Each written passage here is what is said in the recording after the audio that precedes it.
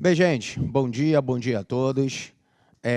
Estamos aqui na nossa Semana Jurídica e hoje eu vou trazer aqui para vocês uma análise diferenciada. Por que eu vou tratar aqui com vocês? Como no ano passado nós não tivemos muito informativos de tributário que fosse direcionado, principalmente cobrado em concurso público, e uma coisa que sempre é cobrado e sai também em informativo são súmulas.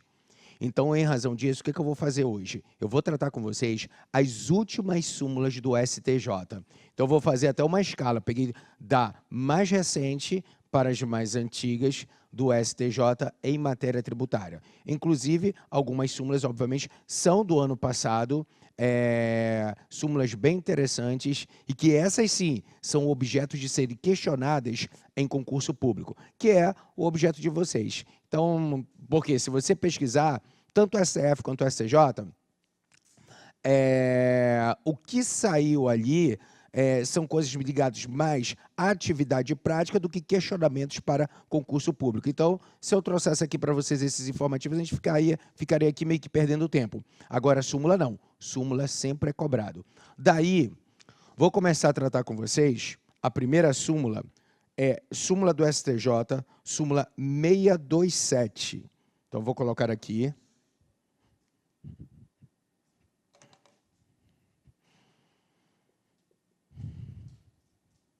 Súmula 627, STJ. Vou ler e depois eu vou explicar aqui para vocês. Na súmula 627 do STJ, ele diz o seguinte: o contribuinte faz jus à concessão ou à manutenção da isenção do imposto de renda, não se lhe exigindo a demonstração da contemporaneidade dos sintomas da doença e nem da recidiva da enfermidade. O que ele quer dizer isso aqui? Vamos lá.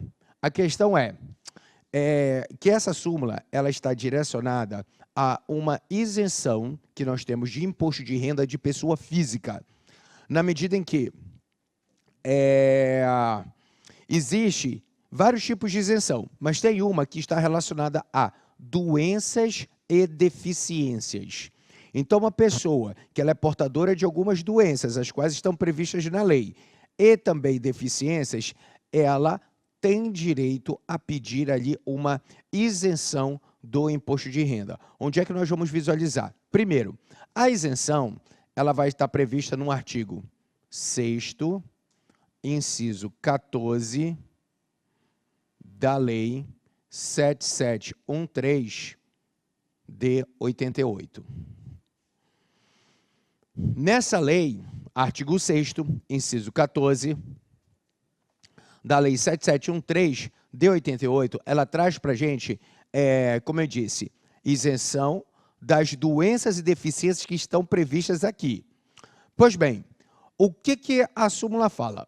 Como é que vem a ser o procedimento? Ora, a pessoa que, digamos, tem uma doença, cardiopatia grave, neoplasia, doença de Parkinson, entre outras, por ali arroladas, ela vai entrar com um pedido de isenção.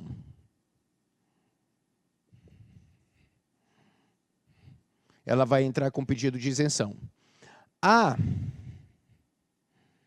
Fazenda Pública vai analisar. Então, vai ter aqui uma decisão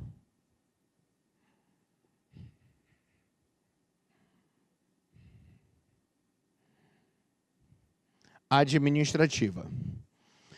Muitas vezes, para ela entrar com esse pedido de isenção, o que ela vai trazer consigo?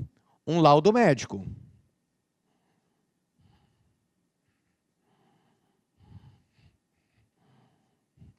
Ela vai trazer aqui um laudo médico. Então, o que ocorre? Ela não precisa necessariamente demonstrar que essa doença ela é muito antecedente ao pedido de isenção. E detalhe, além dela não haver a necessidade de demonstrar que essa doença é anterior ao pedido, por que acontece? Ela pode entrar aqui com pedido de isenção e só demonstrar depois. Ela não precisa dizer que é antecedente ao pedido. Além do mais, mesmo, e isso é para concessão da isenção. Então, quer dizer, ela, de acordo com a súmula 627, ela não precisa demonstrar que a doença é anterior ao pedido. Então, ela pode entrar com pedido, esse laudo ela pode apresentar aqui, e o laudo não precisa dizer, olha, a doença é antecedente ao pedido, pode ser contemporâneo. Além do mais, foi positiva. Vamos imaginar que foi positiva, ganhou a isenção. Ela não precisa demonstrar, depois que ela consegue a isenção, que os sintomas da doença ainda estão permanecendo. Porque, por exemplo, hipótese de neoplasia maligna, que é o câncer. A pessoa ela conseguiu a isenção. Posição do STJ. Aí eu vou colocar para vocês, estou passando uma informação que eu não sou médico, então eu vou só repassar. Porque de acordo com o STJ, ele diz o seguinte, que a pessoa ela nunca fica curada do câncer. O que ela consegue afastar são os sintomas do câncer, da neoplasia. Que parece que a pessoa ela cura os sintomas, mas sempre fica ali a possibilidade de algum dia retomar, voltar. Então, qual é a consequência? A pessoa entrou com um pedido de isenção, conseguiu, por ela ter uma neoplasia. Os sintomas depois desapareceram. Mesmo desaparecendo os sintomas, a isenção do imposto de renda é mantida.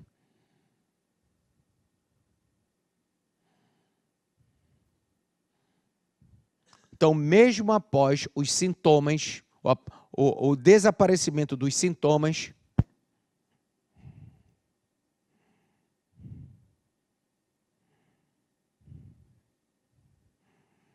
da doença, a isenção será mantida. Esse aqui que é o objeto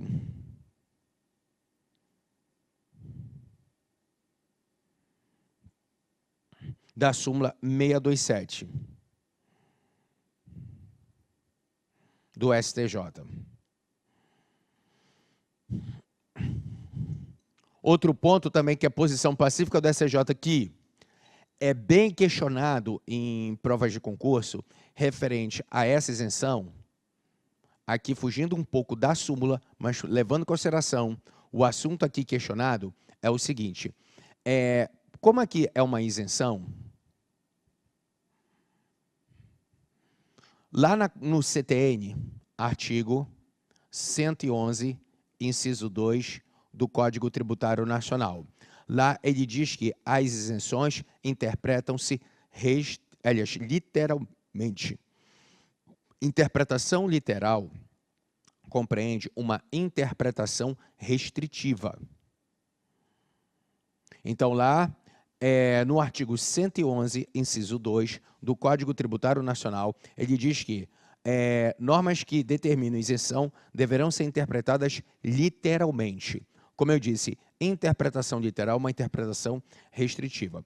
E aí teve um caso que aconteceu, que foi o seguinte, a pessoa ela era portadora da deficiência de surdez. Ela entrou com pedido de isenção. Só que a lei 7713 de 88, ela não fala que a surdez será contemplada pela isenção. Ela traz, por exemplo, cegueira, portador de cegueira, entre outras deficiências. Pois bem, aí a Receita Federal, obviamente, se negou, dizendo, olha, não está aqui na lei, não vou te dar a isenção. E aí a pessoa recorreu. De recurso em cima de recurso, foi bater lá no STJ. Chegando lá no STJ, ele diz o seguinte, ora, por mais que a surdez seja uma deficiência tão grave quanto, por exemplo, uma cegueira, é fato que ela não está contemplada na Lei 7713 de 88.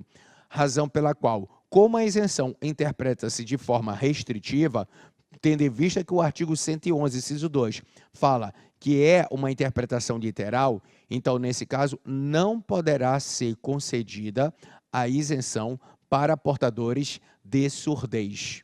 Só das pessoas que estão contempladas nas doenças previstas na Lei 7713 de 88. Então, nesse caso, veio o STJ e diz, olha, interpreta-se restritivamente. Então, aqui eu tive essa análise do STJ, isso aqui também é muito cobrado em provas de concurso, a forma pela qual se interpreta a isenção. Tanto é que também, em decorrência disso, também tivemos uma outra discussão aqui, com base no artigo 6º, 6 e 14 da Lei 7713 de 88. O que vem a ser? Nesse caso, era uma pessoa que era portadora da deficiência de cegueira. Só que ela era cega monocular, ou seja, cega apenas de um olho. Ela entrou com pedido de isenção, com base nessa lei, 7713 de 88, e a Receita negou. Porque a Receita entendeu que a pessoa só poderia ter direito à isenção se ela fosse cega total, não cega parcial. A pessoa não concordou, entrou com uma ação declaratória de benefício, de reconhecimento de benefício fiscal no judiciário. Mesma coisa, de recurso em cima de recurso, bateu lá no STJ. Quando chegou no STJ, nesse caso da cegueira monocular, o STJ diz o seguinte, ora, a Lei 7713 de 88, ela diz, pessoa portadora de cegueira tem direito à isenção do imposto de renda de pessoa física. Ponto. Só que ela não diz qual é o grau de cegueira, se é uma cegueira total ou uma cegueira parcial. Aí, nesse caso, o STJ, pegando como regras de interpretação para lhe ajudar a essa decisão, que foi tirar conceitos aplicados pela Organização Mundial de Saúde, onde o Brasil adota esses conceitos para definir patologias médicas. Diante disso, lá é dito que pessoa portadora de cegueira monocular, cegueira parcial, é considerada deficiente. Então, em razão disso, veio o STJ e aplicou a isenção para pessoas portadoras de cegueira monocular. Vejo, nesse caso, o STJ ele não realizou uma interpretação extensiva. Ele simplesmente disse, olha, vou interpretar dentro da mensagem que o legislador quis conceder isenção. Porque lá ele diz, portadora de cegueira, ponto. Qual é o objetivo? Beneficiar quem é deficiente. Então, como o portador de cegueira monocular já é considerado um deficiente, ele, obviamente, terá direito à isenção do imposto de renda de pessoa física.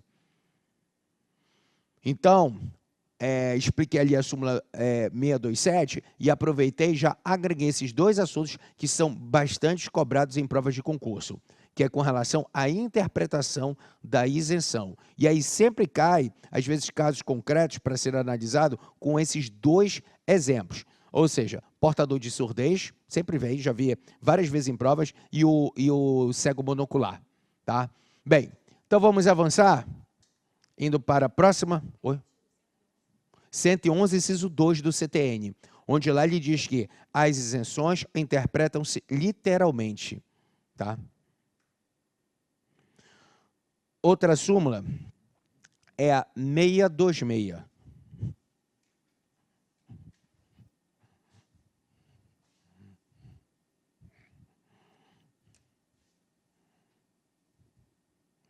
STJ.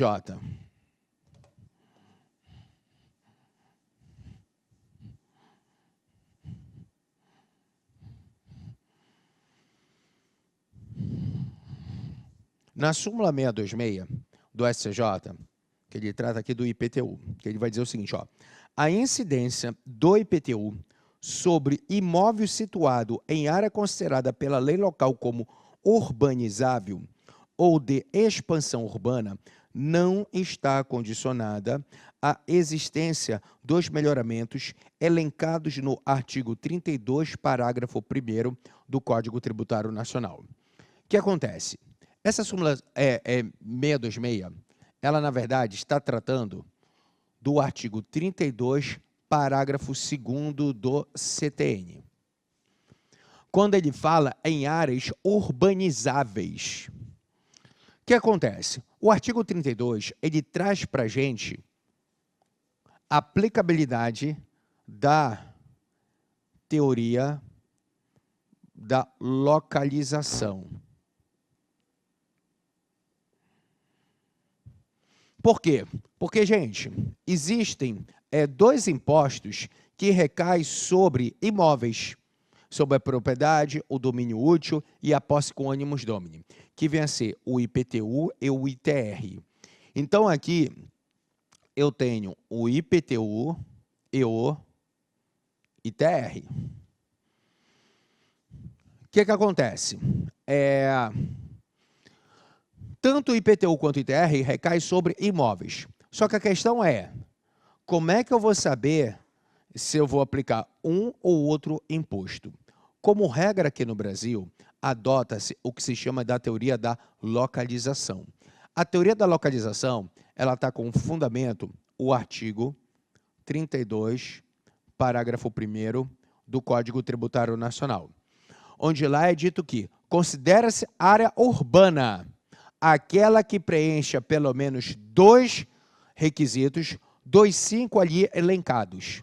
Então, ele vai trazer no parágrafo 1º 5 incisos, onde eu tenho requisitos para verificar o que considera-se área urbana. Só que aí eu não preciso preencher os 5, basta preencher pelo menos 2, que são considerados melhoramentos. Por exemplo, lá é dito que considera-se área urbana aquela que tiver água encanada, luz elétrica com ou sem posteamento, rua asfaltada, hospitais e escolas a uma distância máxima do imóvel considerado de até 3 quilômetros. Então, quer dizer, preenche 2 requisitos desses 5, a área é considerada urbana. E rural se dá em caráter residual. Não preencheu esses 2 requisitos, a área ela é considerada, como eu falei, rural. Beleza. Só que, ainda aplicando a teoria da localização, o artigo 32, no seu parágrafo 2º, ele traz as áreas que são conhecidas como urbanizáveis. Então, o que ele diz? A lei municipal que estabelecer determinada área como urbanizável, ou seja, que será ainda colocada os melhoramentos, dali do parágrafo 1º. Lá ele diz, considera-se área urbana. Aí sempre teve a discussão no sentido de que essa lei, quando vier, já tem que aplicar os elementos do parágrafo 1º do artigo 32, aí veio a súmula do STJ e disse não, porque os melhoramentos estão indicando já que, quando eu já tenho a sua existência, o parágrafo 2º é como se fosse uma promessa, dizendo, ó, aquela área ali será urbanizável. Qual é a consequência? Antes mesmo de ter os melhoramentos, já pode ser considerada a área como sendo urbana e cobra-se o IPTU, não o ITR. Mas, para isso, qual é o elemento fundamental? Tem que ter uma lei. Os requisitos do parágrafo 1º não precisam de uma lei, só a existência dos melhoramentos. E aí é uma situação fática. Tendo aqui a existência dos melhoramentos, eu já vou aplicar o parágrafo 1º do artigo 32, e aí a área é considerada urbana. No entanto, se eu tiver uma lei estabelecendo uma área como sendo urbanizável, mesmo sem ter os melhoramentos, considera-se como área urbana. Então, a lei, na verdade, ela traz uma promessa. E aí, mesmo sendo nessa promessa, já pode ser cobrado o IPTU.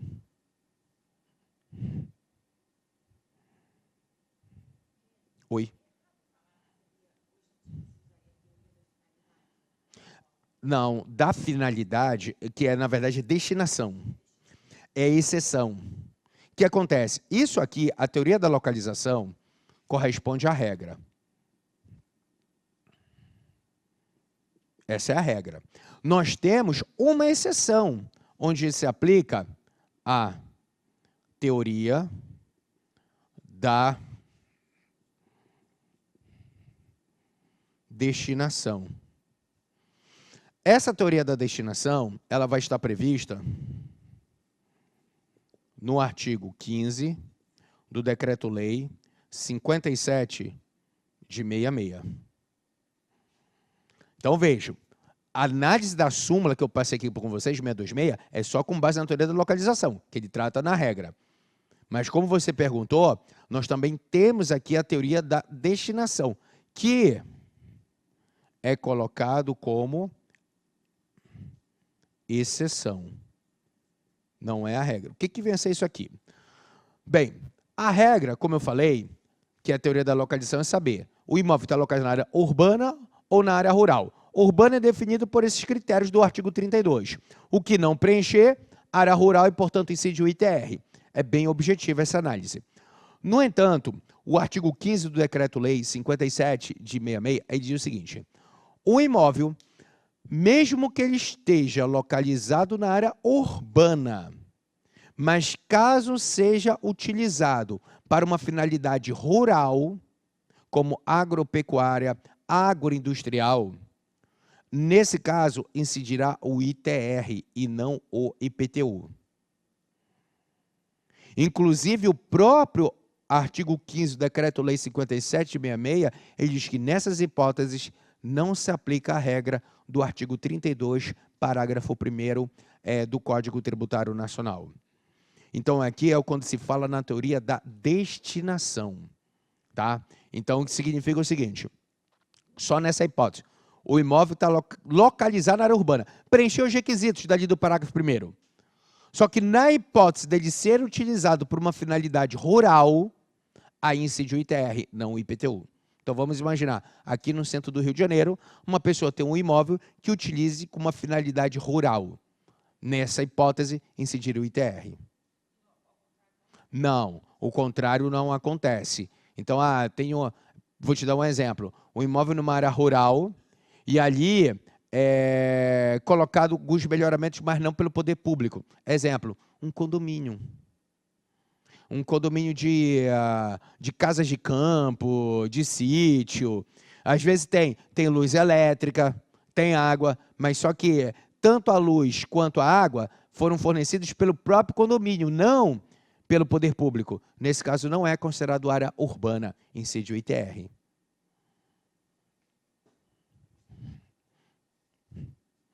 Bem, então aí foi súmula 626. Agora vamos falar na súmula 625.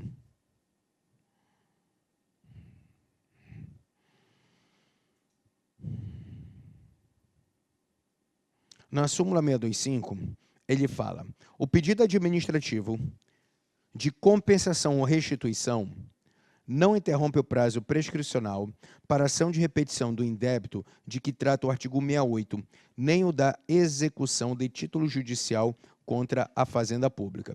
Então, aqui nós temos, vamos lá, súmula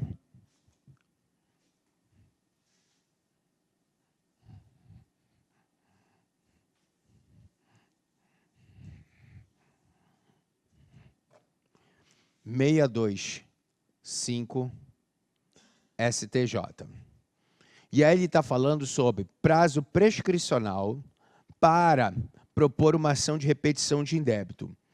Vejam, então ele diz que o pedido administrativo de compensação ou restituição não interrompe o prazo prescricional para ação de repetição de débito. Vou dar aqui um exemplo.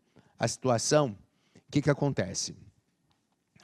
A pessoa fez um pagamento indevido.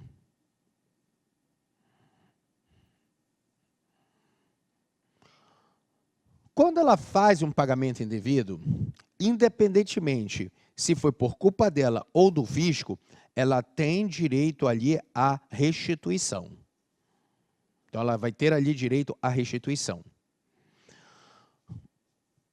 Só que o que acontece? Quando ela faz o pagamento indevido, ela tem dois caminhos. Ela pode ir direto para um pedido administrativo ou para uma ação judicial, que é uma ação de repetição de indébito.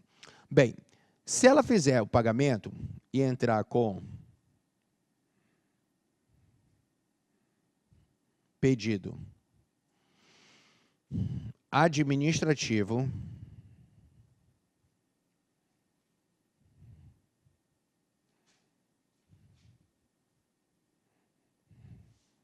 de restituição ou compensação.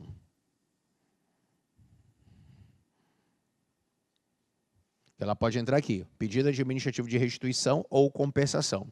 Vai para análise da autoridade administrativa. Então, posteriormente, vai haver aqui uma decisão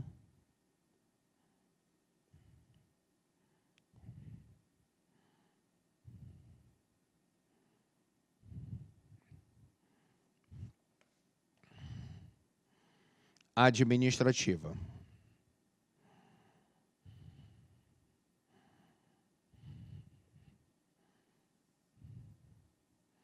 Então, vai haver aqui uma decisão administrativa. Essa decisão administrativa, ela pode ser procedente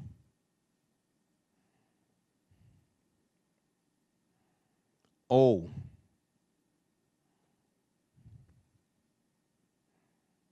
improcedente.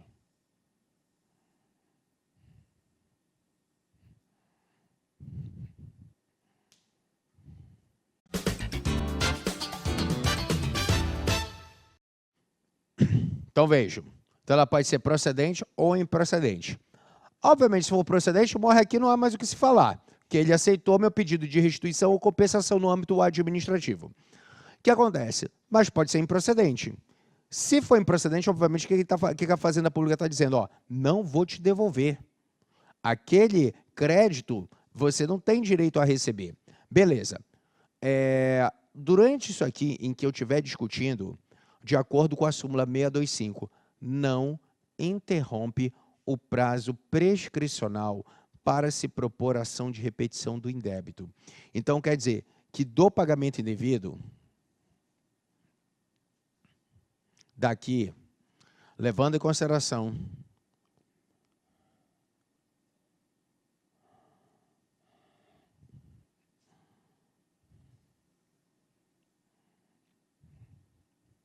o artigo 168, mais precisamente, inciso 1 do Código Tributário Nacional, corresponde a um prazo de 5 anos para poder propor uma ação de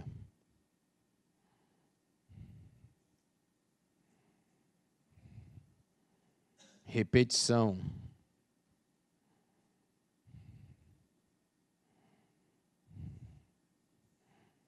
do indébito.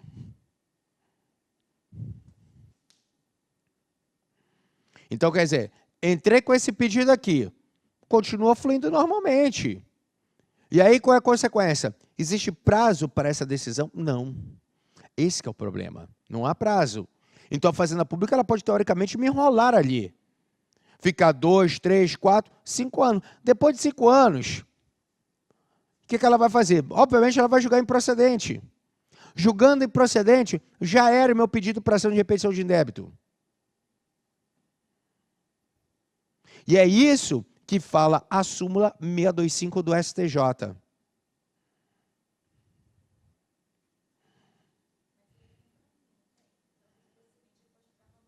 Isso, é isso que eu ia falar. Aí a questão é o seguinte, qual é a diferença disso aqui, dessa estrutura? Vamos imaginar, entrei com pedido administrativo de restituição e compensação, foi para a decisão administrativa e foi julgado procedente, ou seja, ela me negou a restituição. Quando ela me nega a restituição, por julgar improcedente, aqui eu ainda tenho uma possibilidade de continuar essa discussão apresentando uma ação anulatória de decisão administrativa que nega a restituição. Então, aqui, eu vou entrar com uma ação anulatória de decisão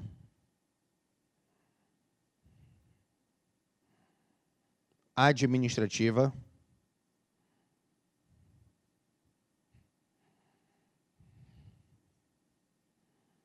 negativa de restituição, compensação.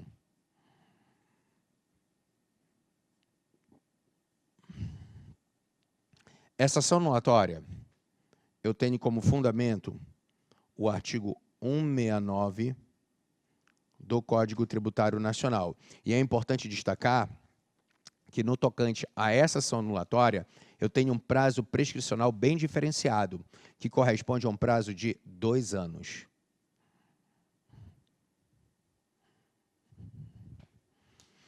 Agora, qual é a diferença de uma ação para outra?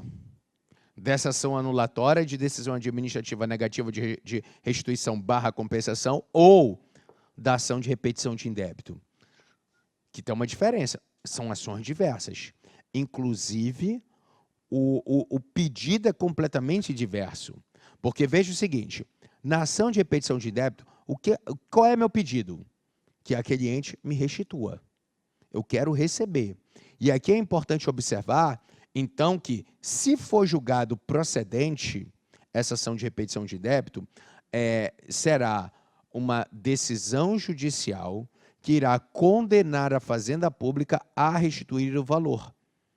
Ora, nesse caso, sendo julgado procedente, e aí, obviamente, dependendo do valor, vai para quê? Para precatório.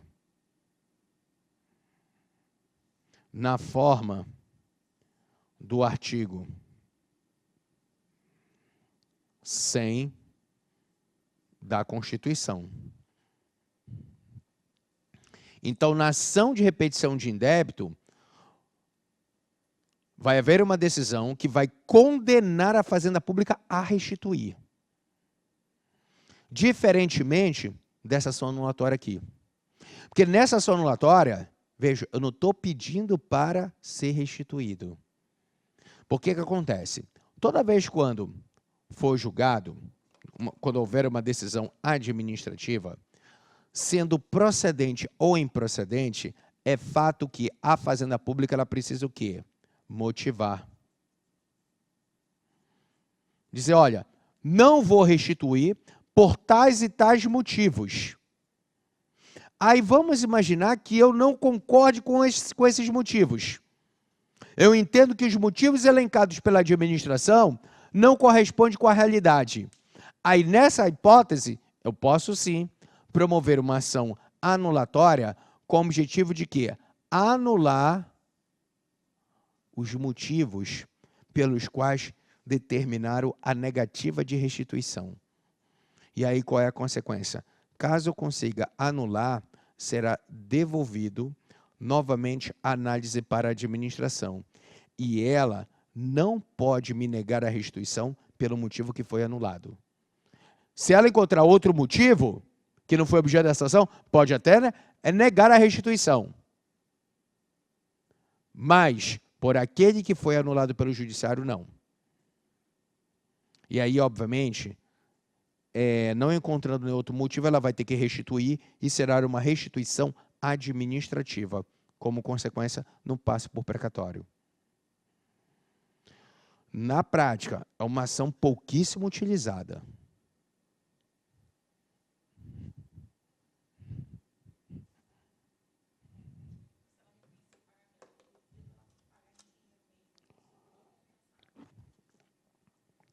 Se ela reconhecer o pagamento que foi indevido, ela vai restituir em dinheiro ou, se houver lei, porque que acontece? Para que possa haver a compensação, aqui, só se compensa se houver lei autorizando. Lei daquele ente que está aqui analisando, que é competente tributário, cujo fundamento, artigo 170 do Código Tributário Nacional. A restituição independe de lei, mas para haver a compensação, obrigatoriamente tem que ter lei.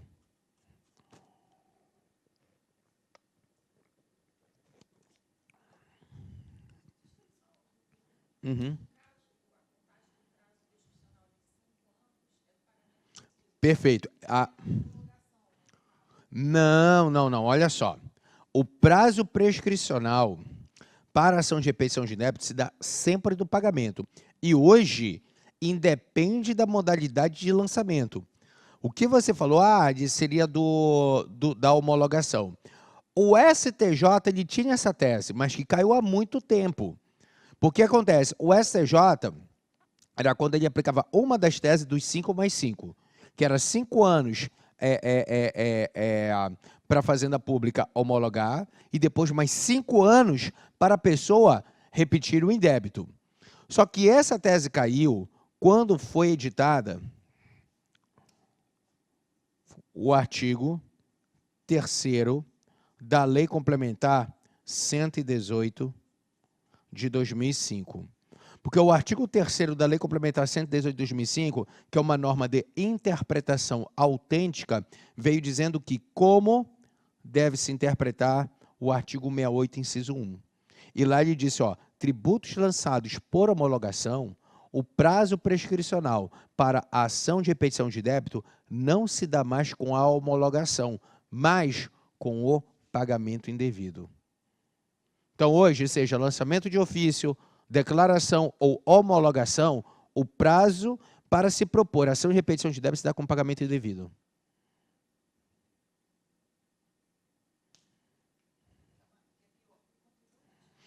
Sim, porque antigamente se dava mais ou menos da seguinte forma. A pessoa aqui pratica o fato gerador, realizava o pagamento, e aí a Fazenda Pública, ela tinha um prazo de 5 anos para realizar a homologação. Que isso aqui é com base no artigo 150, parágrafo 4º, do Código Tributário Nacional. Então, para realizar ou a homologação expressa ou, pelo decurso do prazo, a homologação tácita. Então, o que acontece? Seja a homologação expressa ou tácita, ela extingue o crédito tributário, e aí, a partir da homologação, é que o STJ entendia que surgia o interesse da pessoa repetir o indébito. Porque qual era a interpretação do STJ? No lançamento por homologação, a pessoa declara, calcula e paga tudo sozinha. Se ela não der a oportunidade da Fazenda Pública, seguinte, não vou restituir, haveria falta de interesse de agir. Era esse o entendimento do STJ. Porque eu pago. Esse valor, quando eu pago, ficaria ainda perdido pela administração. Ela só vai tomar conta da existência do valor que foi pago para ela quando ela for realizar a homologação. E aí, o que acontece? Porque a homologação, inclusive, ela é considerada um controle de legalidade, onde será realizado um procedimento em que a Fazenda Pública vai dizer, está tudo correto ou não está correto. E aí, eu tenho, que pode ser da forma expressa, ou presume-se a homologação pelo decurso do prazo aqui de 5 anos. Pois bem, como a maioria das homologações ocorre de forma tácita, daqui começava a fluir um outro prazo de 5 anos, só que nesse caso, com base no artigo 168, inciso 1 do CTN, para repetir o indébito. Então, prazo prescricional começava ou da homologação expressa ou da homologação tácita. E era conhecido como a regra dos 5, uma delas, né? Mais 5 do SCJ. Só que caiu com o advento do artigo 3º da Lei Complementar 118 de 2005. Ela disse, independentemente de ocorrer a homologação, prazo prescricional se dá do pagamento. E, obviamente, ficou pior para o contribuinte, porque fez aqui o pagamento, já começa a fluir o prazo de 5 anos para repetir o indébito, não da homologação. Então, se antes a pessoa poderia ter um prazo de até 10 anos contados do fato gerador, agora são 5 apenas do pagamento. Tá? Então, esse aqui corresponde ao entendimento do STJ. Vamos lá. Então, vemos o súmula 625. E agora a súmula 622, que na minha opinião ela é muito interessante, muito importante. Que na súmula 622, ela fala: a notificação do auto de infração faz cessar a contagem da decadência para a constituição do crédito tributário.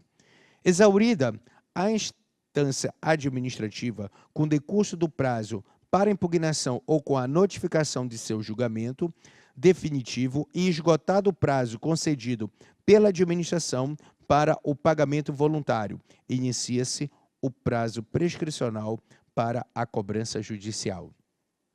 Olha só. Então, súmula 622. Isso aqui trata de prazos relacionados tanto à decadência quanto à prescrição em matéria tributária.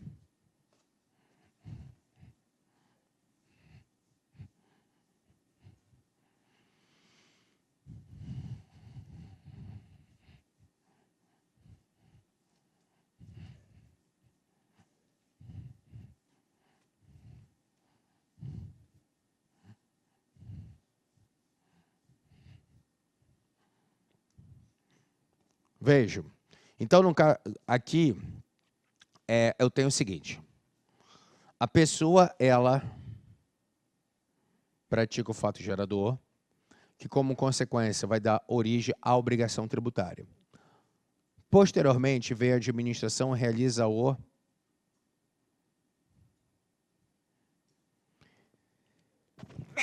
lançamento.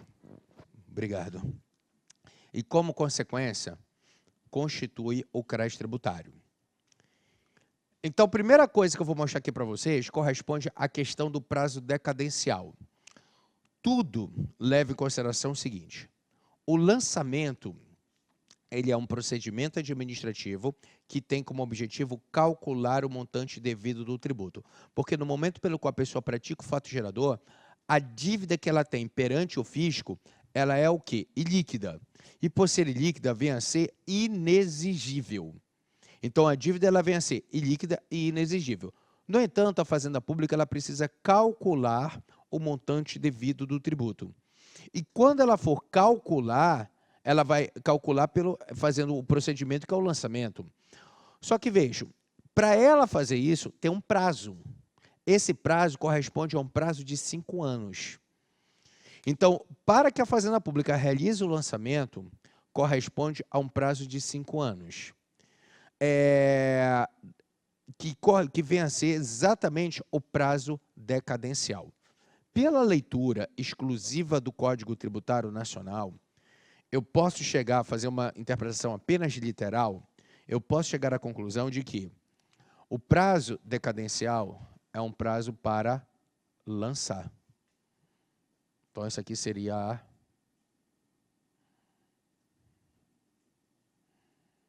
decadência, que vem a ser um prazo de 5 anos. Então, prazo de decadência correspondente a um prazo de 5 anos. Beleza. Então, veio aqui 5 anos para lançar. Só que a questão é o seguinte: a partir do momento que é feito o lançamento, vem a Fazenda Pública e vai o quê? Notificar. Então, vai haver aqui a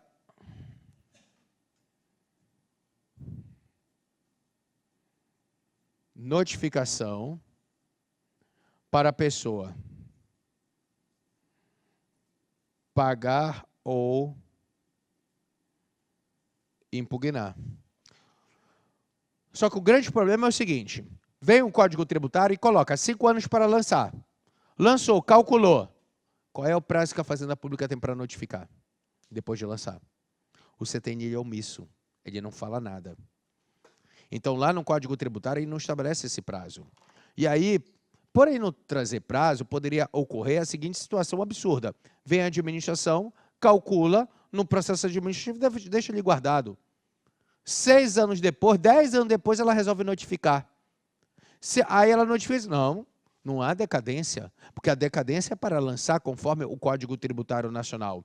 E nesse caso, eu já tinha lançado. Mas a notificação não há prazo. Então, obviamente, com base até mesmo na segurança jurídica, começou-se a criar uma tese dizendo o seguinte: não, mas espera aí, isso aqui pode gerar uma situação absurda de que a Fazenda Pública calcula e, sei lá, 10, 20 anos depois ela vai notificar. Quem criou essa tese, que eu vou falar aqui para vocês, foi Hugo de Brito Machado. Hugo de Brito Machado, ele passou a entender o seguinte: olha, o que o Código Tributário fala? Que o prazo que a Fazenda Pública tem para constituir o crédito tributário corresponde a um prazo de 5 anos, que, como regra, isso aqui vai estar no artigo 173 do CTN, lá no artigo 173.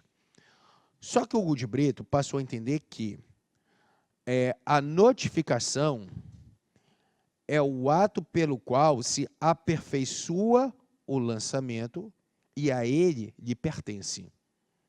Porque o lançamento não é um procedimento, então é um procedimento que, quando a gente lê o artigo de lá do Código Tributário Nacional, que vem a ser o artigo 142 do CTN, lá ele diz que o lançamento corresponde a um procedimento administrativo realizado pela autoridade administrativa, que tem como objetivo, lá ele coloca, verificar a ocorrência do fato gerador, determinar a matéria tributável, identificar o sujeito passivo, calcular o montante devido do tributo e aplicar a sanção quando cabível. Então, lá ele fala os 5 atos pelos quais compõe um procedimento administrativo de lançamento. Só que vem Hugo de Brito e diz o seguinte, ó, além deles, eu tenho que incluir a notificação. Que aí eu vou estar aperfeiçoado o lançamento. Por que ele falou isso? Porque se ele diz que a notificação ela integra o lançamento, o prazo decadencial não vai só até o momento que foi calculado, mas vai até o momento que a pessoa ela é notificada. Então, isso tem uma relevância muito importante. Essa tese, que foi criada pelo Hugo de Brito, posteriormente começou a ser aplicada pelo STJ. O STJ passou a dizer o seguinte, não, realmente, o prazo decadencial não é até o cálculo, é até a notificação. Até porque significa o seguinte, na hipótese de ultrapassado esse prazo e a pessoa não tenha sido notificada, para de 5 anos ser a notificação, de acordo com o artigo 156, inciso 5 do CTN, ocorrerá uma causa de extinção do crédito tributário. E aí, obviamente, a Fazenda Pública ficará impedida de cobrar aquele crédito.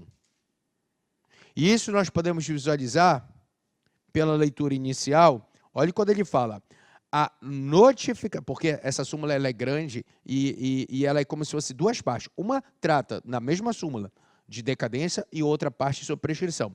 Aqui ele diz, ó, a notificação do auto de infração faz cessar a contagem da decadência para a constituição do crédito tributário.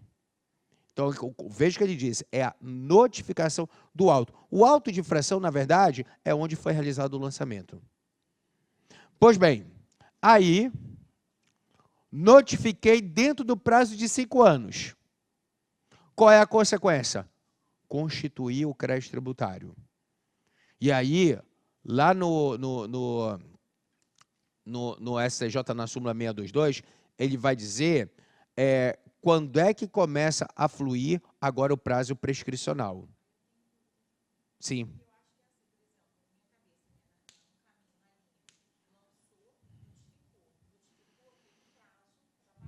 Sim, que é isso aqui, para pagar ou impugnar.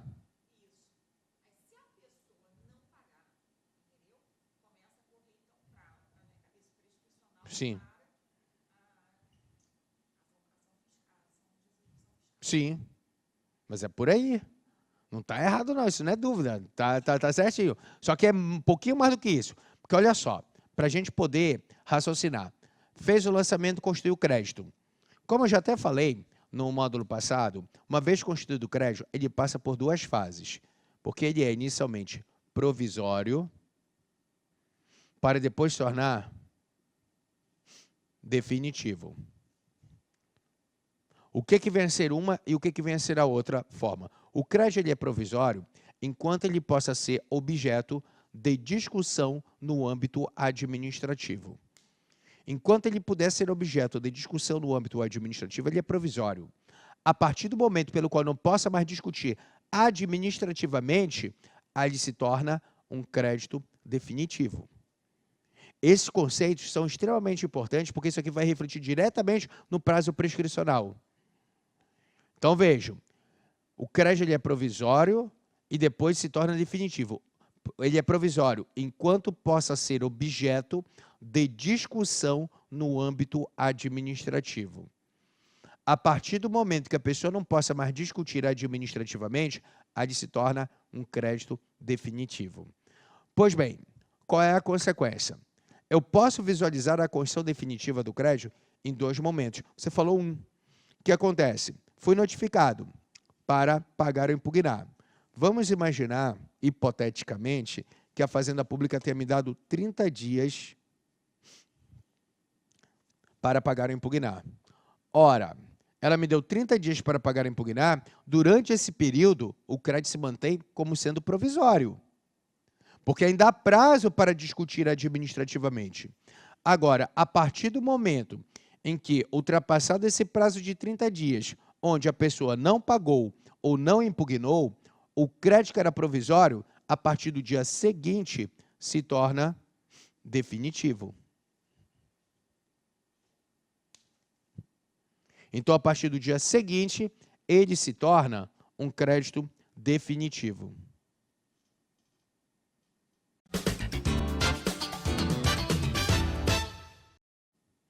Bem, a outra hipótese, a pessoa foi notificada para pagar ou impugnar. E aí ela resolveu apresentar uma impugnação. Aqui é interessante observar o seguinte. Se a pessoa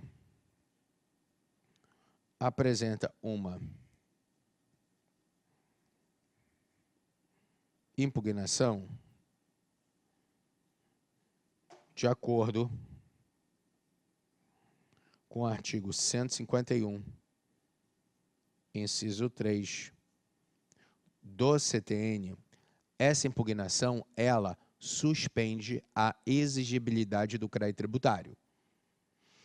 Então, é uma causa de suspensão da exigibilidade. E para suspender, basta que seja tempestiva. Pois bem, o que acontece? Fez a impugnação, ela será direcionada ao órgão de primeira instância administrativa. Então, vai para o órgão de primeira instância administrativa, onde lá ele vai julgar, com base nessa impugnação.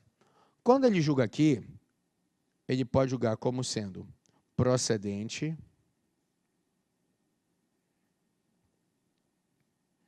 ou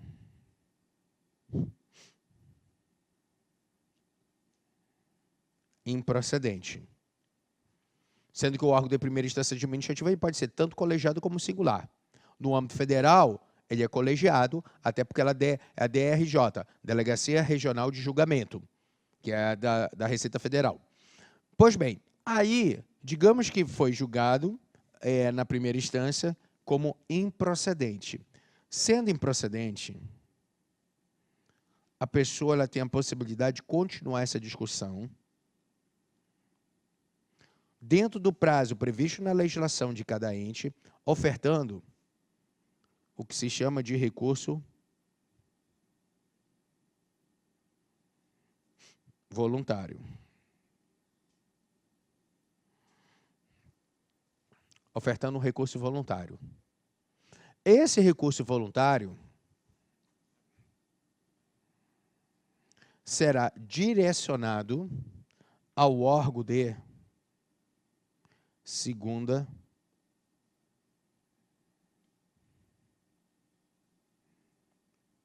instância administrativa. Será direcionado ao órgão de segunda instância administrativa,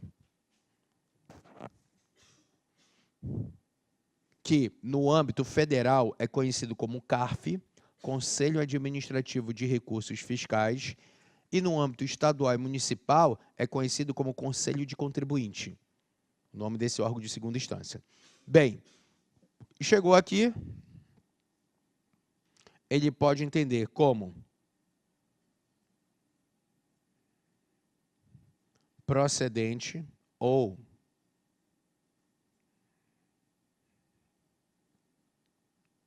improcedente. Então, ele pode julgar como procedente ou improcedente. Esse é um caminho. O outro seria, sendo procedente, vem a administração e realiza aqui o que se chama de recurso de ofício. E encaminha para o órgão de segunda instância. O recurso de ofício nada mais é do que o órgão da instância superior realizar um papel de fiscalização no de primeira instância. No sentido de que, se esse aqui ele vai confirmar a decisão de primeira instância ou modificar. Qual é a consequência? Na hipótese, vamos lá, na hipótese de ter feito a impugnação, oi? Obrigado. Na hipótese de ser realizada a impugnação, esse crédito, eu mantenho ele como sendo o estado da provisoriedade. Aí o que acontece? Durante todo esse período, ele está provisório. Quando é que eu posso visualizar a sua constituição definitiva? Exaurir a via administrativa. E detalhe, eu exauri e, ao final, foi julgado improcedente. Porque, nesse caso, sendo julgado improcedente, vem a Fazenda Pública e vai dizer há crédito, e esse crédito se torna definitivo. Crédito definitivo. Porque ela vai falar, ó, você exauriu a via administrativa e, portanto, não vou mais discutir administrativamente. Porque, na hipótese de ser julgado procedente, caso chegue aqui, o que a Fazenda Pública vai dizer? Realmente você tinha razão, não há crédito. Se é julgado procedente, o crédito ele é extinto, com fundamento no artigo 156, inciso 9 do CTN. Então, lá é dito que são decisões administrativas pelas quais extingue o crédito tributário. Beleza.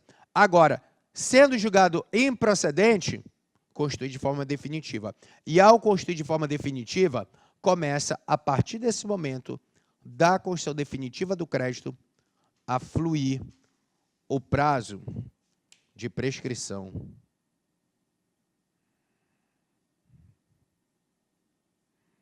Que corresponde também a um prazo de 5 anos, na forma do artigo 174 do CTN, que é o prazo para se promover ação de execução fiscal.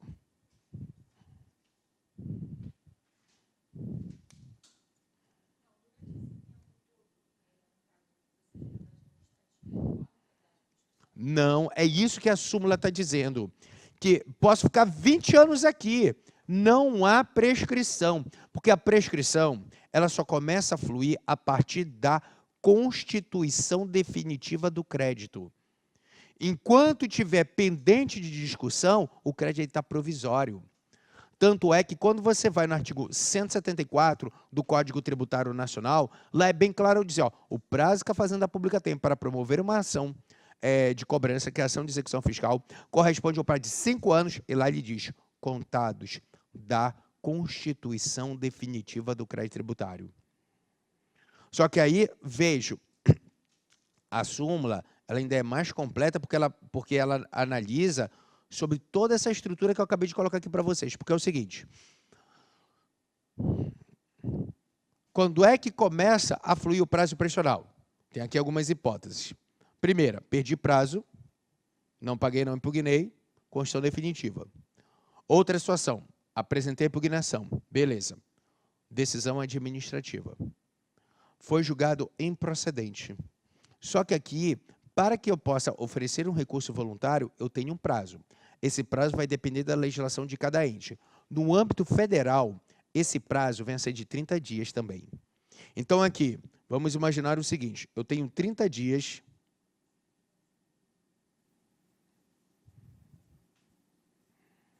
para oferecer o recurso voluntário. Perdi prazo. Qual é a consequência?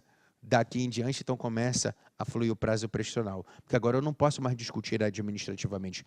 Perdi a possibilidade de continuar apresentando o recurso voluntário para a segunda instância. Então, quer dizer, se eu perder prazo, aqui eu tenho, a partir do dia seguinte, a condição definitiva. Não perdi prazo, ofereci recurso voluntário, mantenho o estado da provisoriedade até aqui. Se for julgado improcedente, então qual é a consequência? Vem a Fazenda Pública e a confirma a crédito. E, nesse caso, a crédito a pessoa vai ser considerada inadimplente. De tal modo que começa, portanto, a partir desse momento, a fluir o prazo para se propor ação de execução fiscal. Ultrapassado esse prazo, sem que a Fazenda Pública não tenha proposto ação de execução fiscal, da mesma forma como a decadência no mesmo dispositivo, vai ser considerada uma causa de extinção do crédito tributário. Então, isso aqui é a tradução da súmula 622, que, como eu disse, reputo como extremamente importante.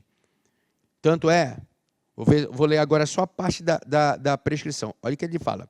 Exaurida a instância administrativa com decurso do prazo para a impugnação, perdi ali, ou, quando ele ainda fala, ou com a notificação de seu julgamento definitivo.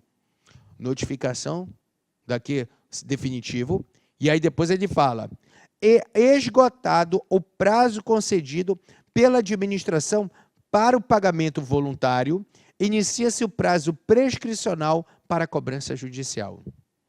Então, na verdade, a súmula 622, ela trata exatamente sobre os prazos de prescrição e decadência. E hoje não tem nem mais discussão.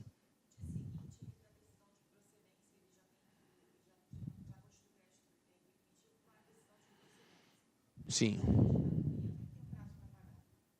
Olha só, vamos lá. A partir dessa decisão aqui, foi em procedência, consta de forma definitiva, certo? O prazo já começa a fluir. E se ela me dá... E o prazo para pagar? Teoricamente, eu já perdi prazo, porque o prazo era aqui. Qual é a consequência? Durante todo esse período, eu vou ter que fazer o pagamento do, por exemplo, tributo com juros, correção e multa. Então, teoricamente, eu não tenho mais prazo, porque ele já foi. O que acontece é o seguinte, muitas vezes, é que constitui de forma definitiva. Lá ali, constitui de forma definitiva, já tem um prazo para a Fazenda Pública promover ação de execução fiscal. Só que dentro desse período, é para ela realizar um procedimento. O que acontece? Somente com a constituição definitiva do crédito tributário, ela vai poder inscrevê-lo em dívida ativa, confeccionar a CDA para poder promover a ação de execução fiscal. Então, o prazo de 5 anos que ela tem é para isso. Escrever em dívida ativa, confeccionar a CDA, que a CDA, levando em consideração o artigo 784, inciso 9 do CTN, é um título executivo extrajudicial. Então, a CDA ela é considerada um título executivo extrajudicial. E aí o que acontece? Muitas vezes a administração utiliza de situações práticas que elas são mais intimidadoras do que realmente ela ter um dever. Por que acontece? Nenhuma administração ela é obrigada a notificar a pessoa que está escrevendo em dívida ativa. Nenhuma ela é obrigada. Não existe previsão de notificação de inscrição em dívida ativa, seja no CTN ou em leis. Não tem essa previsão. A previsão é dela ser notificada do lançamento, não da inscrição em dívida ativa. Só que muitas fazem o quê? Chegou aqui de forma, o crédito se constitui de forma definitiva, ela notifica. Ela notifica dizendo o seguinte, ó, vou te dar um prazo de 30 dias para você pagar aquele crédito com juros, correção e multa. Caso você não faça o pagamento até essa data, eu vou escrever em dívida ativa. Ela faz isso, mas já tem prazo. Só que o prazo dela é de 5 anos. E aí ela notifica a pessoa para pagar em alguns dias. Por que ela faz isso? Porque psicologicamente funciona. Sério. Porque a pessoa, quando fala em dívida ativa, você, pô, vai me colocar em dívida ativa. Funciona. Isso aí, percentualmente, funciona mesmo. E aí o que acontece? Claro, nem todo mundo vai pagar, mas uma quantidade razoável de pessoas vai querer ali se regularizar. Aí vai lá na administração, ou realiza o pagamento, ou chora um parcelamento se houver lei autorizando, para poder regularizar. E aí o que acontece? Fazenda Pública, geralmente, ela dá um prazo para a pessoa pagar. Mas esse prazo que ela dá é para pagar antes de escrever em dívida ativa. Só por isso. Mas ela não seria nem obrigado. Teoricamente, construir o crédito, ela já poderia, ao construir o crédito de forma definitiva, automaticamente, se ela quisesse, ela já poderia escrever em dívida ativa. Só que ela não faz isso. Tá? Então, essa aqui é toda a estrutura inerente à súmula 622 do STJ. Alguma outra dúvida? A notificação. Exatamente. Ele se aperfeiçoa com a notificação. Isso já era posição do STJ, espelhado em vários acordos, e agora na súmula. A súmula, ela acabou com qualquer tipo de discussão. Tá?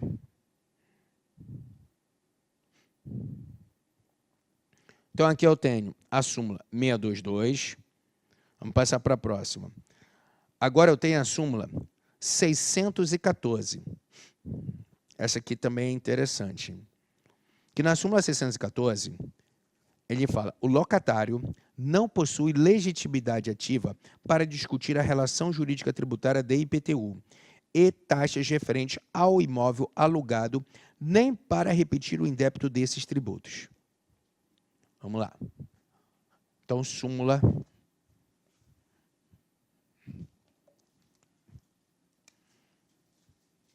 614 do STJ.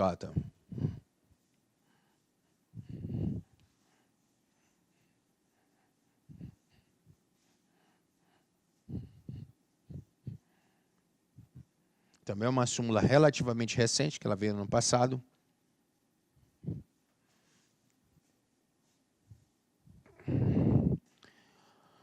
O que acontece?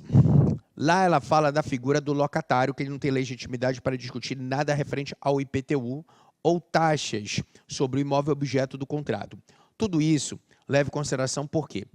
Num contrato de aluguel, é muito comum o locador transferir ao locatário o dever de pagar os tributos incidentes no imóvel, que é objeto de locação. Então, eu tenho aqui o locador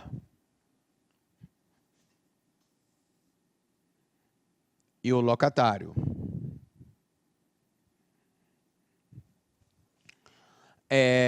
Tudo isso leva em consideração que a lei, onde eu falo aqui o contrato, onde a lei de locações, que é a lei 8.245/91, em seu artigo 22, inciso 8º,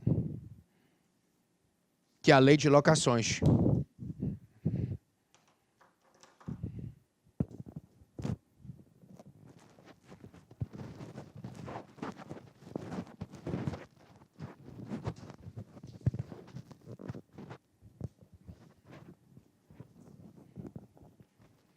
que lá é dito o seguinte, que o dever de pagar os tributos incidentes no imóvel objeto de locação é do locador. A lei começa dizendo isso. Só que depois ela continua dizendo, salvo disposição contratual em contrário.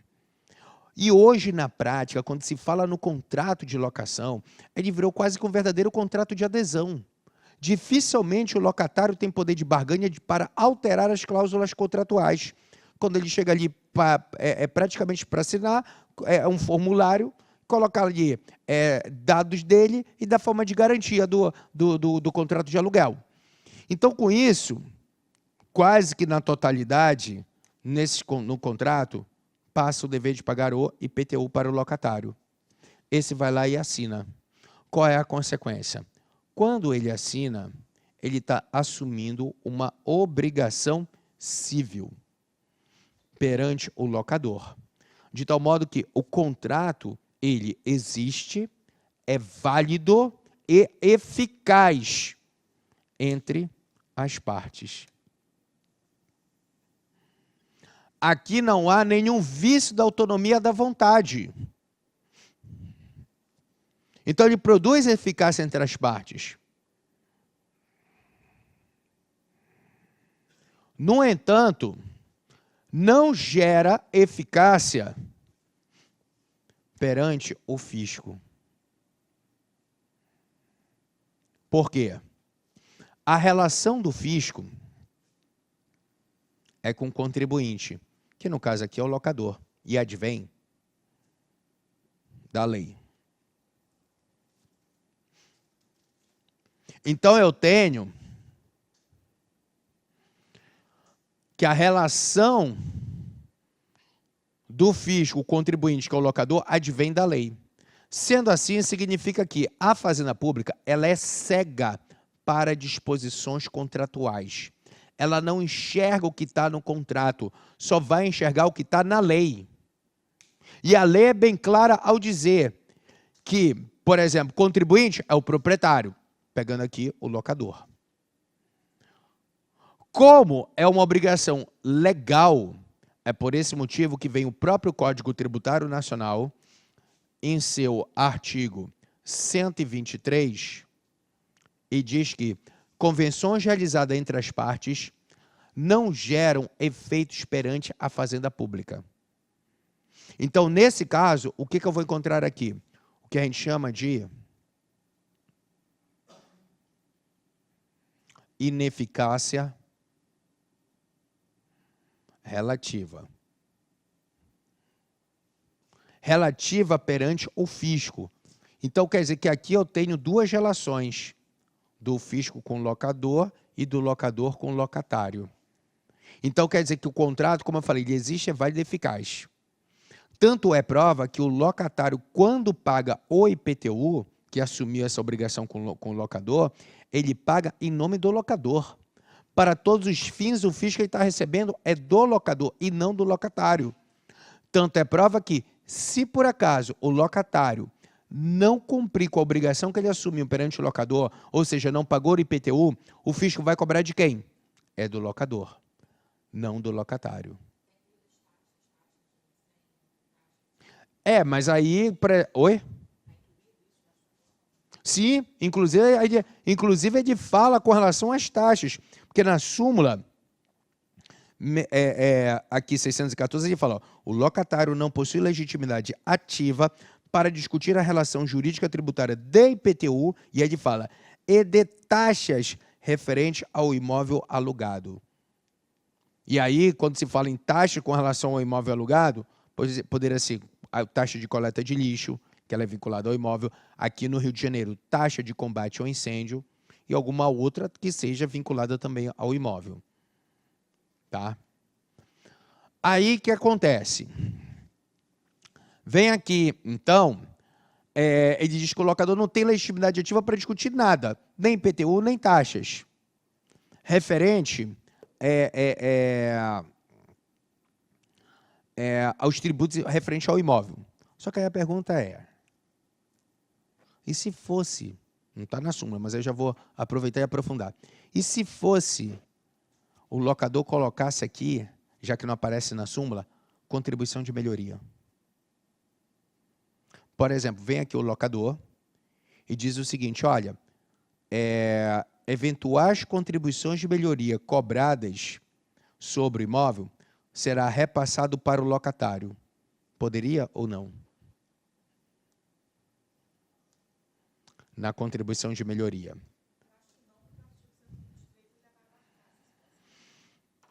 A questão é o seguinte.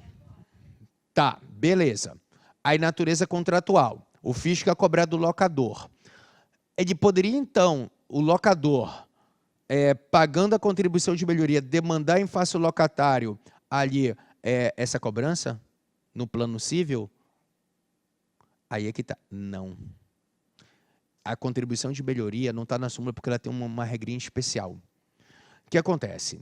Se eu falo com relação a IPTU e taxas, e coloquei aqui entre locador e locatário, gera o que se chama de ineficácia relativa. Se é uma ineficácia relativa, o contrato ele existe, é válido e eficaz entre as partes e perante qualquer pessoa, menos o fisco. Então, ela é ineficaz perante apenas a fazenda pública. No caso daqui, do IPTU e de taxas. Vou colocar aqui. E de taxas, referente ao imóvel. Na hipótese de ser uma contribuição de melhoria, colocou aqui no contrato a transferência de pagar uma contribuição de melhoria para o locatário. A cláusula é nula. E aqui não se fala em ineficácia, se fala em invalidade. A cláusula seria nula.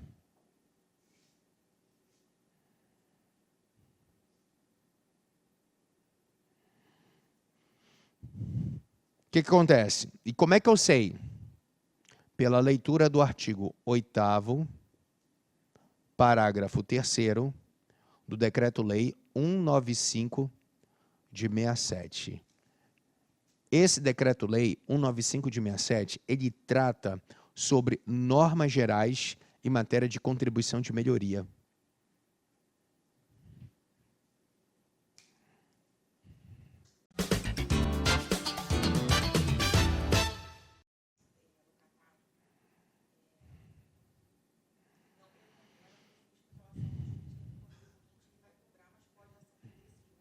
Perfeito.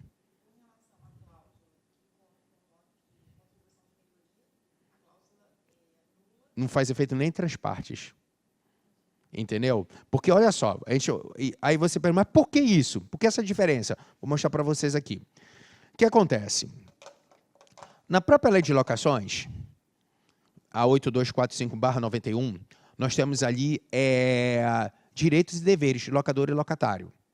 Vamos pegar aqui a seguinte situação. Eu moro num imóvel, num apartamento, onde eu tenho que pagar ali condomínio, certo? Aí, digamos que é realizada uma obra naquele condomínio. Uma obra de manutenção, por exemplo, quebrou o elevador, tiveram que trocar o maquinário do elevador. E para consertar esse elevador, acabou gerando uma cota extra.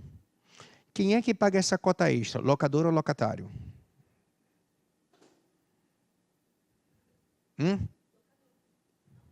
Nesse caso é locatário. Por quê? Obras de manutenção, que é inerente ao uso, é repassado para o locatário. Agora, vamos lá, vou colocar 2 exemplos. Esse é o primeiro. Oi? Sim, é do locatário. A normal já é do locatário e essa cota extra também é do locatário. Por quê? Essa cota extra, ela advém de uma obra de manutenção, que é inerente ao uso. Outro exemplo, olha como vai mudar. Foi lá o condomínio, na convenção, resolveram alterar a fachada. E que isso vai agregar valor ao imóvel. Então, é uma obra de beneficiamento, não é uma obra de manutenção. Quando eu tenho uma obra de beneficiamento que agrega valor ao imóvel, e se gerar uma cota extra, quem é que vai ter que pagar? Aí é o locador, não é o locatário. Conseguiu visualizar? Com base nessa linha de interpretação, eu posso aplicar também para cá. Porque, por exemplo, o IPTU e as taxas, ele advém do uso do imóvel. Não agrega valor. É inerente apenas ao uso. Por isso que, civilmente, pode ser repassado para o locatário. No entanto, a contribuição de melhoria é o quê? É um tributo que decorre de uma obra pública, que essa obra pública gera uma valorização imobiliária. Então, quer dizer, foi feita uma obra que gerou uma valorização, um ganho patrimonial, pode ser cobrada uma contribuição de melhoria. Ora, no caso, quem é que vai ter o ganho patrimonial? É o proprietário locador. Daí que veio o Decreto-Lei 195 de 67, que dispõe sobre normas gerais em matéria de contribuição de melhoria. Ele diz: o locador não pode repassar a contribuição de melhoria para o locatário. É nula a cláusula. Por quê? Porque ele está ressarcindo o fisco de um ganho que ele teve, não foi o locatário. Veja, isso aqui não é a contribuição de melhoria, ela, na verdade, é um tributo em que a fazenda ela vai se ressarcir dos gastos que ela teve para realizar uma obra pública que gerou uma valorização imobiliária. Então, nesse caso, ela tem que se ressarcir de quem? De quem teve o ganho patrimonial, não do locatário. Por esse motivo que nem mesmo a cláusula entre as partes, estabelecendo que o locatário assumiria o dever de pagar a contribuição de melhoria, tem validade. Então, vem o próprio dispositivo e diz: é nula a cláusula. Porque senão o locador estaria tendo um duplo enriquecimento sem causa.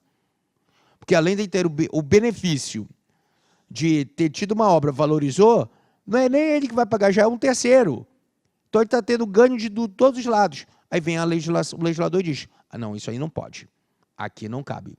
Então, contribuição de melhoria não pode. Por isso que ela nem apareceu ali na súmula 614. Agora, com relação ao IPTU e as taxas, entre as partes pode ter efeito, só não gera perante a Fazenda Pública. E detalhe, inclusive até para o locatário, se caso tenha que repetir o indébito, ele não tem legitimidade. Porque, olha só, digamos que o locador passou para o locatário o dever de pagar o IPTU. Beleza. Aí, veio o locatário e fez o pagamento. Só que o fisco calculou errado e calculou hora maior. Então, a pessoa, em vez de pagar, por exemplo, R$1.000 de IPTU, estava ali lançado R$3.000 de IPTU. Aí foi esse aqui que pagou, a maior. Mesmo ele pagando a maior, não é ele que vai ter legitimidade para repetir o indébito. Mesmo que ele comprove contrato de locação, dizendo que ele assuma, ele inclusive comprova o desconto que ocorreu na conta dele, digamos que ele mostra ali o pagamento feito, tudo. Ele não tem legitimidade. Justamente porque esse negócio é ineficaz perante a Fazenda Pública. Então, por mais que ele tenha tido prejuízo, a única pessoa que terá legitimidade é o locador. Tá? E essa é a parte final da súmula 614, que é quando ele fala: ó, o locatário não possui legitimidade ativa para discutir a relação jurídica tributária de IPTU e de taxas referente ao imóvel alugado, nem para repetir o indébito desses tributos.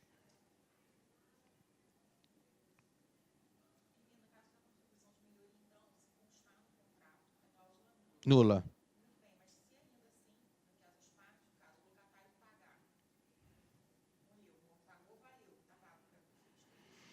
Para o fisco, sim, porque, na verdade, ele está pagando... Boa colocação. Colocou aqui a contribuição de melhoria. A cláusula é nula. Beleza. O locatário acabou pagando a contribuição. Depois foi verificado, olha, existe uma lei que diz que a cláusula é nula. Qualquer discussão aqui, agora vai ser do locatário frente ao locador. Então, o locatário vai tentar o ressarcimento, não perante o fisco. Por quê? Perante o fisco, ele está recebendo de quem? Do locador. Porque ele vai pagar um documento, uma notificação que está o nome do locador. Mas se ele comprovar que foi ele que pagou o locatário, ele pode pedir o quê? O reembolso do locador, judicialmente. Aí vai ter que entrar com uma ação na vara civil discutindo cláusulas contratuais. Tá? Vamos lá. Súmula 569. Na súmula 569, ele diz o seguinte: na importação, é indevida a exigência de nova certidão negativa do indébito no desembaraço aduaneiro, se já apresentada a comprovação de quitação de tributos federais, quando da concessão do benefício relativo ao regime de drawback. Vamos lá. Isso aqui está vinculado ao imposto de importação.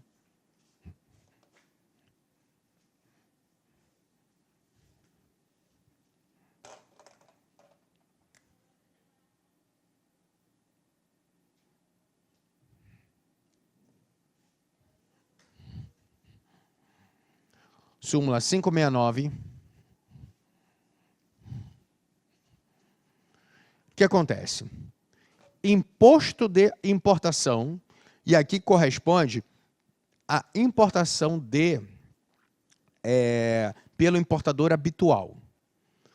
Quando uma pessoa, quando eu tenho, por exemplo, uma empresa de importação, ela, para poder operar na importação, tem que ser cadastrada num sistema federal que é conhecido como Siscomex.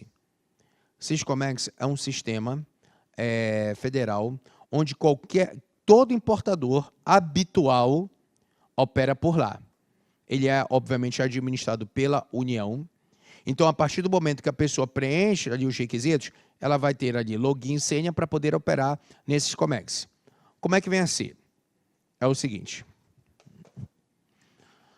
A pessoa faz a compra do seu produto, lá do produto, com seu fornecedor em qualquer lugar do mundo. Beleza. Quando faz a compra, o produto é enviado ao Brasil. Quando ele for enviado aqui ao Brasil, o importador vai ter que realizar o que se chama de declaração de importação, que a gente chama de DI. Declaração de importação. Essa declaração ele faz no sistema que eu mencionei, o Siscomex.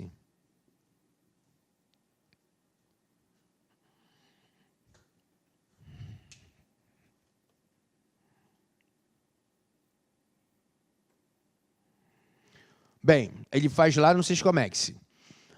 Aí, o que acontece?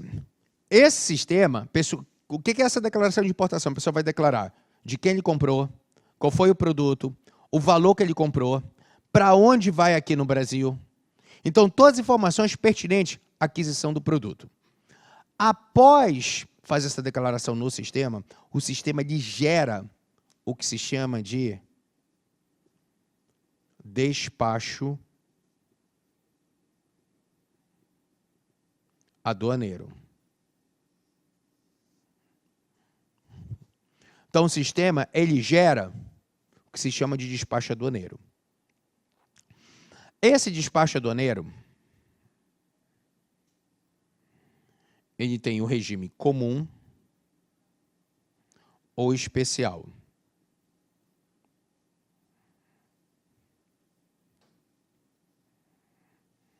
Ele tem aqui o regime comum ou especial. No regime comum,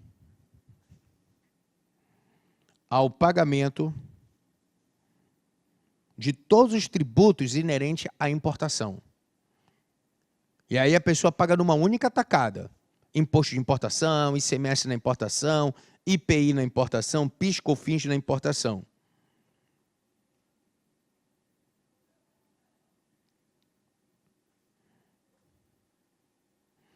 Beleza. Só que existe o regime especial. O regime especial, a pessoa não paga nada.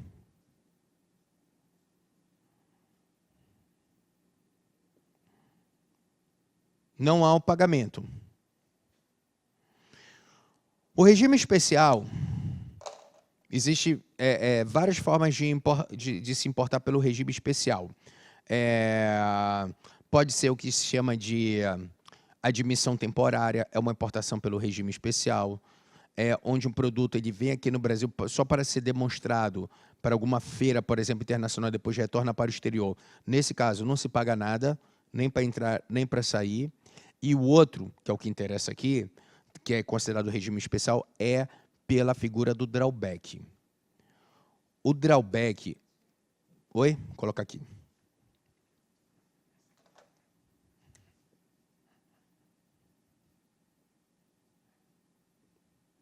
Drawback. O drawback é um regime especial onde a pessoa, obviamente o drawback está previsto em lei, onde a pessoa, compra insumos, onde ela tem a possibilidade de comprar insumos, manufaturar aqui no Brasil, e o produto já vem a ser destinado à exportação, o produto final. Então, o drawback é um regime especial cujo objetivo é incentivar a exportação. Só que para eu incentivar a exportação, vou refletir na importação. Na importação de quê? Dos insumos.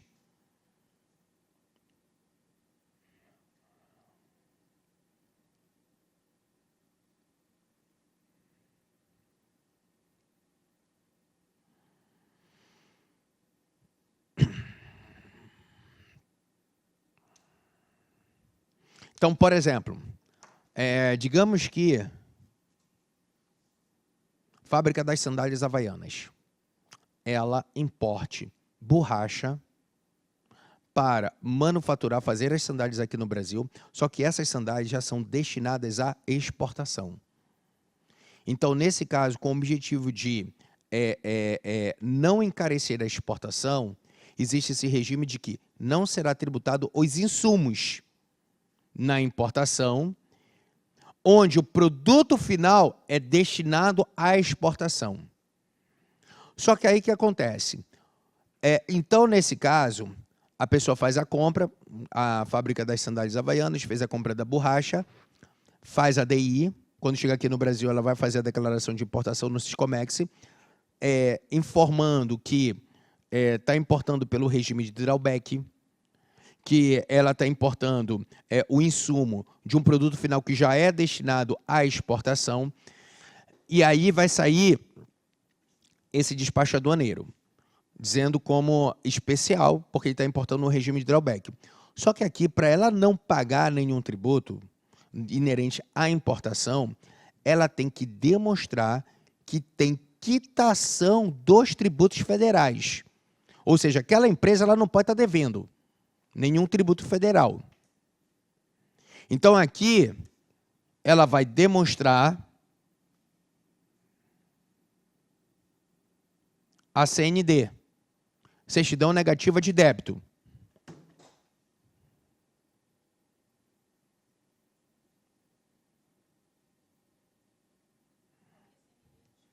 CND significa certidão negativa de débito. Então, qual é a consequência? Inclusive, posso tirar daqui, ó, artigo 205 do CTN, que é prova da quitação dos tributos federais. Por exemplo, ela não pode estar devendo se é uma PJ e RPJ. Porque, obviamente, eu não estou falando aqui dos impostos inerentes à importação, até porque ela não vai pagar. Então, para ela ter essa, porque é uma isenção, para ela ter isenção, não, desculpa, suspensão do pagamento do tributo, porque teoricamente é o seguinte, fiz aqui a importação, entrou pelo regime especial. Na prática, a Receita Federal, ela dá um prazo, até porque é feito um estudo técnico dizendo que daqueles insumos, quanto é que eu vou produzir de produto final. Por exemplo, estou importando 1 tonelada de borracha. Dessa 1 tonelada vai gerar quantas sandálias, por exemplo? Então, é feito um estudo técnico e apresentado pela Receita. Mesma coisa, junto desse estudo técnico vai dizer, ó, quanto tempo eu demoro para confeccionar essas sandálias? 1 mês, 15 dias, 6 meses, 1 ano, enfim. Tudo está no estudo técnico. Com base nisso, a Receita ela vai estabelecer o prazo final que eu tenho que exportar. Então, quer dizer, no momento que eu estou importando o insumo, eu vou ter um prazo para exportar. Digamos que esse prazo venha a ser de 180 dias, a partir do momento que é realizado a importação. Aliás, completada a importação. Tem 180 dias. Ultrapassado esses 180 dias e a empresa não exportou, ela vai ter que pagar todos os tributos inerentes à importação dos insumos e de forma retroativa. Então, ela tem um prazo, a não ser que ela consiga justificar. Por exemplo, teve uma situação de calamidade pública que impediu ela de exportar. Beleza, é algo justificável. Mas se ela não conseguir justificar, será cobrado todos os tributos inerentes à importação dos insumos e de forma retroativa, com juros, correção e multa.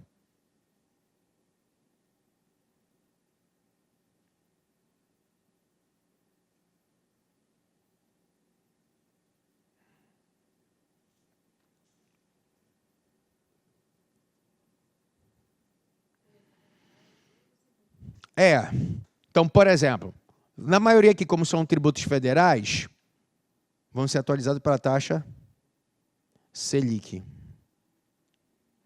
Porque, na verdade, de uma forma geral, aqui, se a pessoa for pagar, incide imposto de importação, pode ser IPI na importação, dependendo do produto, ICMS importação, PIS, COFINS.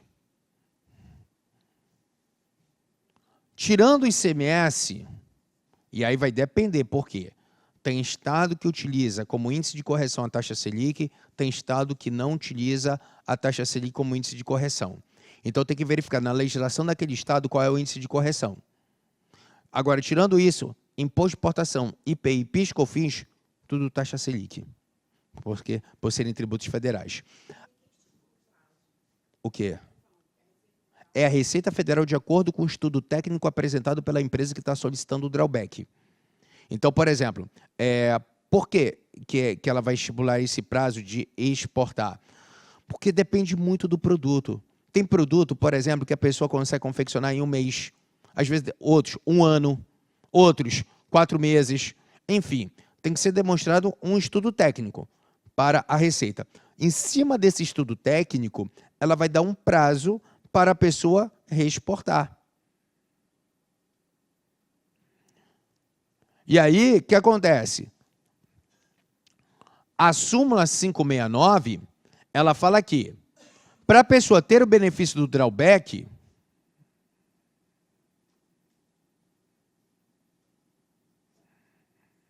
ela tem que apresentar a certidão negativa aqui. E se ela apresenta a certidão negativa para a concessão do drawback, aí qual é a consequência? Foi deferido, não pagou. Quando não paga, ou pagando, tanto num caso como outro, o sistema, o Siscomex, vai gerar para a pessoa o que a gente chama de canal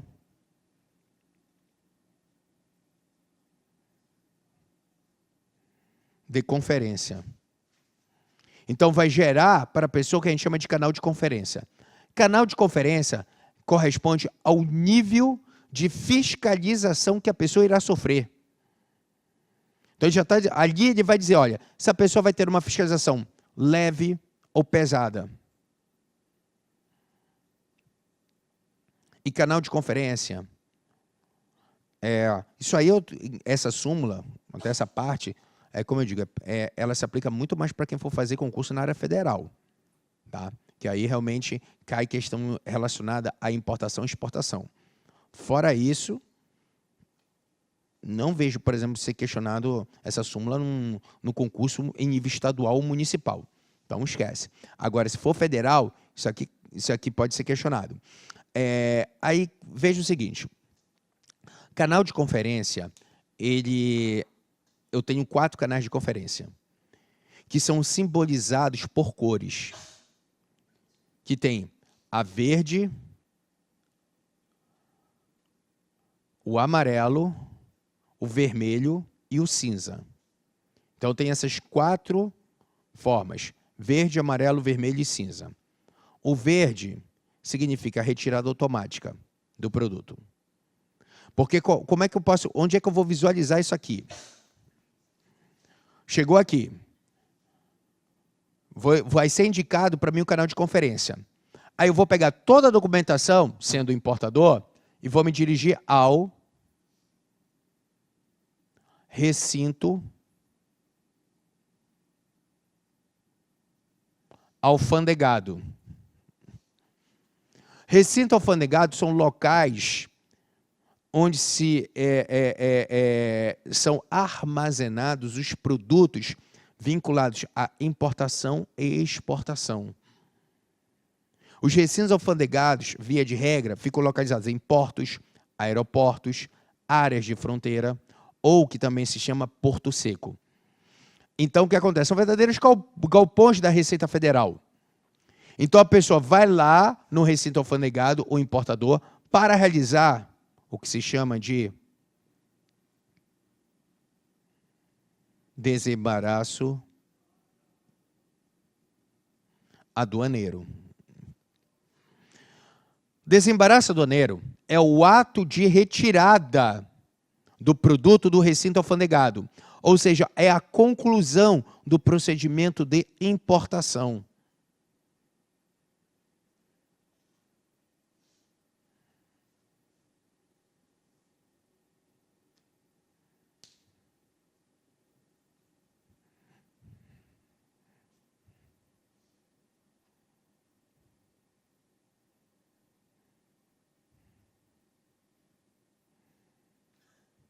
Então, veja o seguinte. Nesse caso, quando a pessoa for realizar o desembaraço aduaneiro, é o momento que ela vai ser fiscalizada.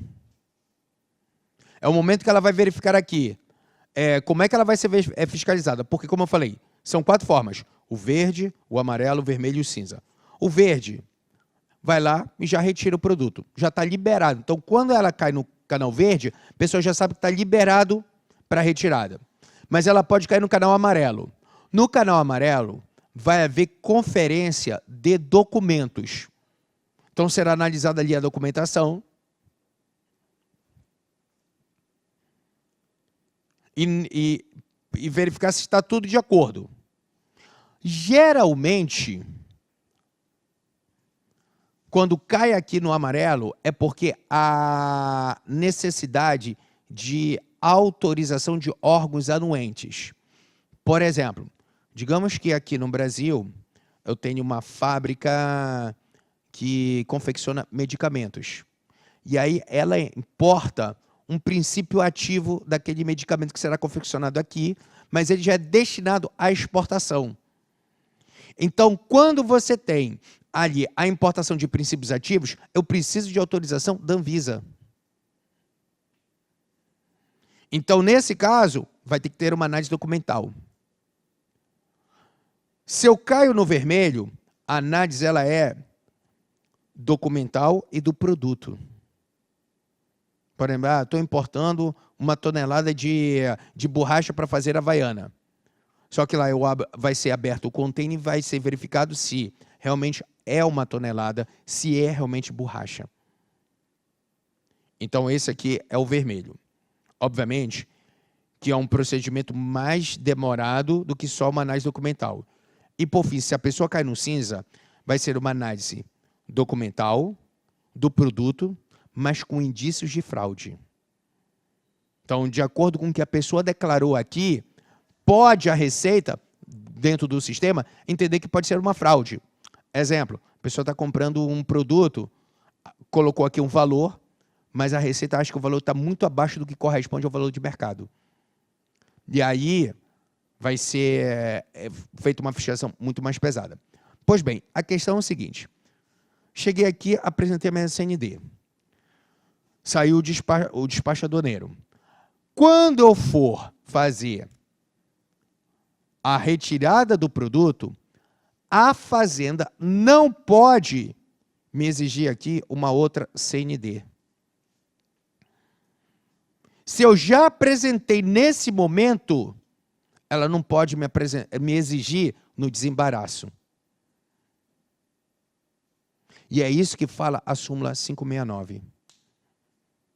Então, se a pessoa já apresentou a certidão negativa de débito no momento oportuno para a concessão do drawback, quando ela for realizar o desembaraço aduaneiro, não pode ser exigido.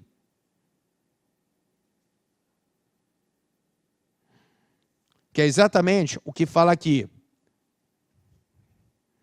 Veja, na importação é indevida a exigência de nova certidão negativa de débito no desembaraço aduaneiro, se já apresentada a comprovação da quitação de tributos federais quando da concessão do benefício relativo ao regime de drawback.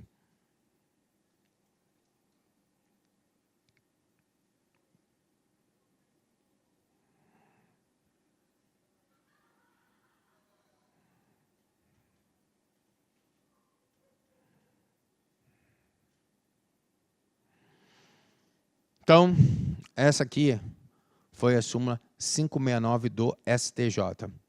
Dúvidas? Gente, então o que eu tinha para falar com vocês seriam essas aqui, essas súmulas. Estou fechando aqui, então, a minha participação.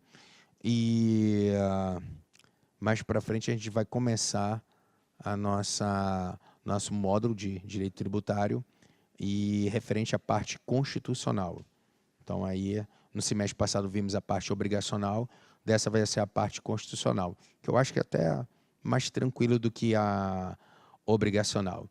Então é isso, gente. Bom dia a todos e até a próxima.